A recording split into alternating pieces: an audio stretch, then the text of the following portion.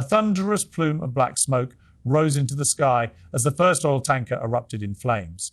Within hours, 3 more vessels were hit, 2 captured, and the strait was sealed. A warning. No negotiation, just a chilling message broadcast globally: the strait is closed. Any vessel attempting passage will be intercepted.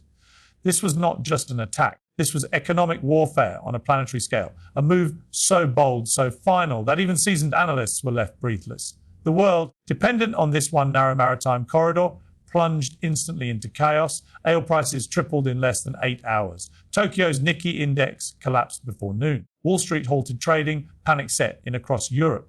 In India, fuel stations saw riots as rumors of shortages spread. In Africa, power plants began rationing electricity. The world hadn't just lost a route, it had lost control. And behind the bold closure stood a familiar naming: Iran. The Islamic Republic didn't whisper its responsibility. It roared it from the rooftops. In a televised address, the Supreme Leader declared that this was not retaliation, defense of sovereignty against decades of humiliation and encroachment. The Revolutionary Guards were ordered to hold the line.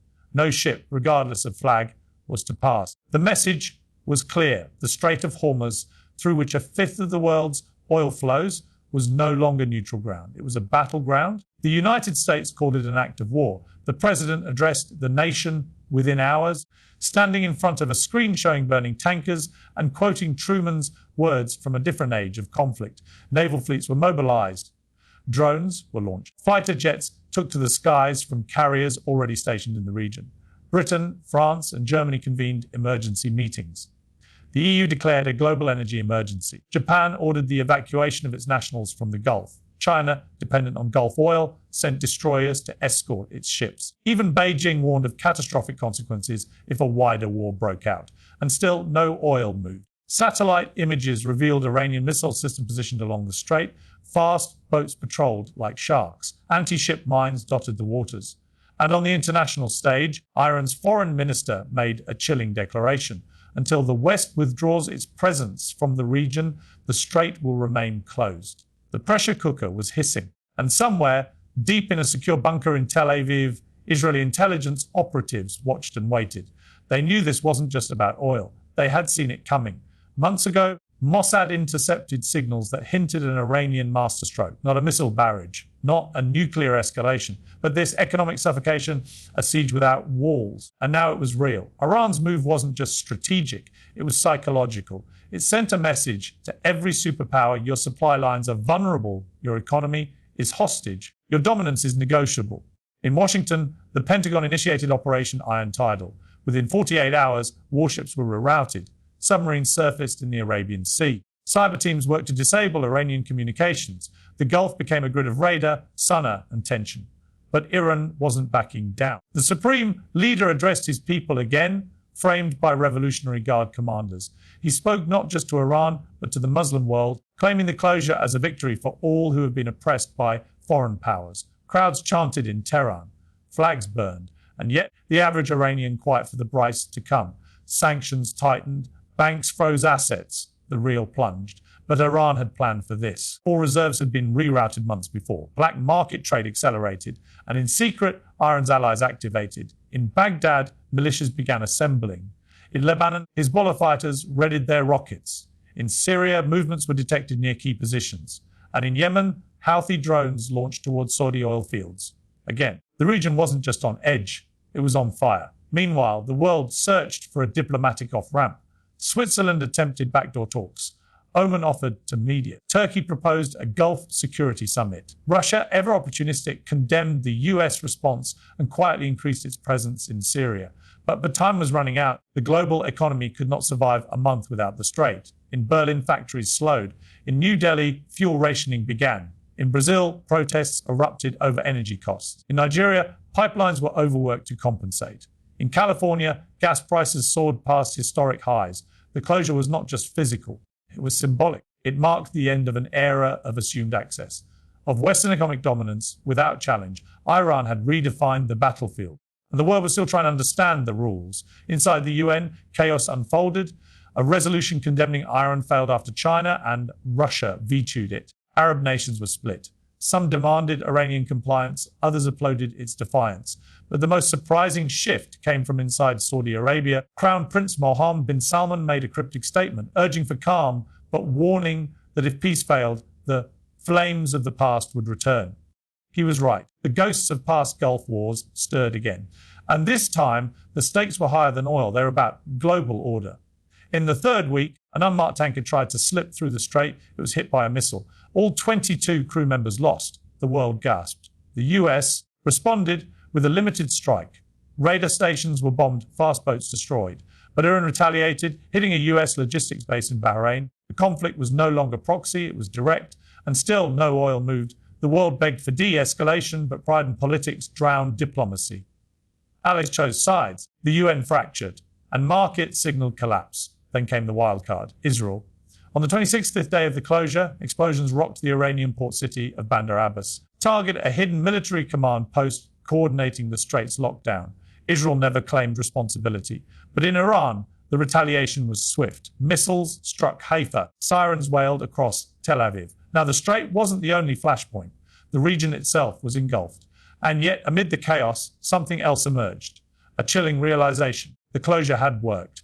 For the first time, a non-nuclear nation had brought the global economy to its knees without firing a shot at a superpower. Iran had exposed the fragile balance upon which the modern world depends. And as leaders scrambled to broker ceasefires, one truth lingered like smoke over the burning sea. The world was no longer in charge of the strait.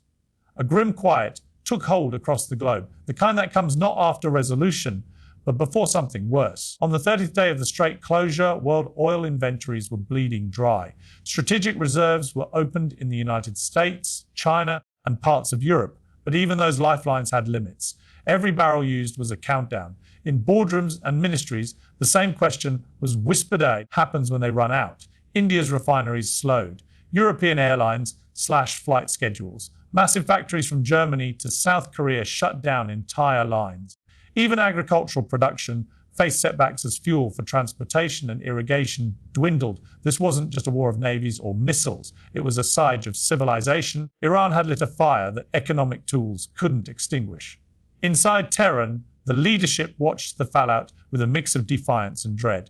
They had gambled everything. Their economy was bleeding under sanctions. Their cities faced growing unrest. But the regime believed it could outlast the world's appetite for pain.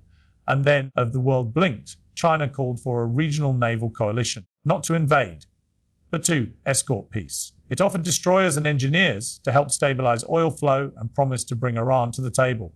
Russia seconded the plan. Suddenly, the West found itself in a diplomatic corner. Would it accept a new security architecture designed by its rivals, or would it risk full-scale war? The US hesitated. France and Germany signaled openness. Saudi Arabia warned that a power vacuum would only embolden Iran further. Israel made no public comment, but its airstrikes spoke volumes. The balance of power was shifting, and the strait had become its fulcrum.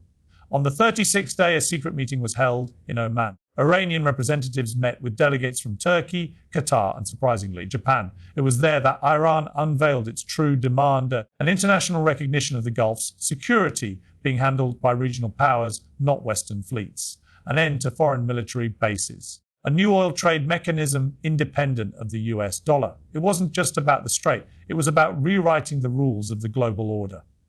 Back in Washington, the president faced mounting pressure. Gasoline was now $9 per gallon. The Midwest was experiencing power outages. Public anger grew. The opposition party called it a leadership failure, but war had no clear end game. A full invasion of Iran would ignite a firestorm across the Middle East. Iran's missiles, militias, and asymmetric power could drown the region in years of conflict. The world wanted stability, but Iran had redefined it, and still, the strait remained closed. In Riyadh, leaders grew restless. They had poured billions into energy infrastructure only to find their lifeline cut off by a neighboring rival. Military options were discussed, but Crown Prince Mohammed bin Salman hesitated. He needed allies, but trusted none. In Tel Aviv, Mossad uncovered intelligence that Iran was preparing a new escalation, a second layer of closure, possibly targeting regional pipelines and offshore facilities. This wasn't just deterrence anymore. It was domination. So Israel acted. On the 42nd day, a series of cyber attacks struck Iranian radar stations. Ports went dark, communications failed. Iranian news agencies blamed Zionist sabotage. The world braced for impact. Iran's response came swiftly. Missiles launched from southern Iran struck American assets in Kuwait. A drone targeted an oil field in Abu Dhabi. The US responded with limited but direct strikes on Iranian naval bases. Now, the war had officially begun, but the cost was unimaginable. Oil prices hit $300 a barrel. The Dow Jones collapsed by 41%. Europe entered recession. Japan's economy contracted by 6% in a single quarter. Nigeria and Angola faced riots. Venezuela offered oil, but only to nations recognizing its regime. The global south blamed the West blamed Iran, and Iran blamed the past. In the chaos, proposed a bold idea, a demilitarized energy corridor governed by a new international body. Backed by China, Russia, and even a few EU members, the proposal threatened to sideline US influence altogether.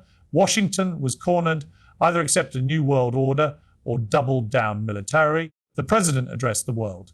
In a speech watched by over 1 billion people, he declared that freedom of navigation was non-negotiable. The closure of the strait was not a regional matter. It was a crime against humanity. But his words rang hollow in Caracas, in Lagos, in Jakarta. They asked, who decided whose freedom mattered? In Tehran, the leadership celebrated its endurance. Its gamble had redrawn the map. And though its economy was under siege, it had carved a space at the global table that no sanctions could remove. The world had changed, not through nuclear weapons, not through invasions, but through closure. The strait had become a symbol of something greater, the fragility of global power, and the new breed of warfare, economic, asymmetric, psychological. And now, pro-Palestinian movement. It wasn't just a question of when the strait would reopen. It was a question of who the world would be when it did. And as the first tanker finally crept through the waters under 1,000 watchful eyes, the world realized it hadn't just survived a crisis. It had crossed into a new era. The strait had reopened, but nothing would ever be the same again.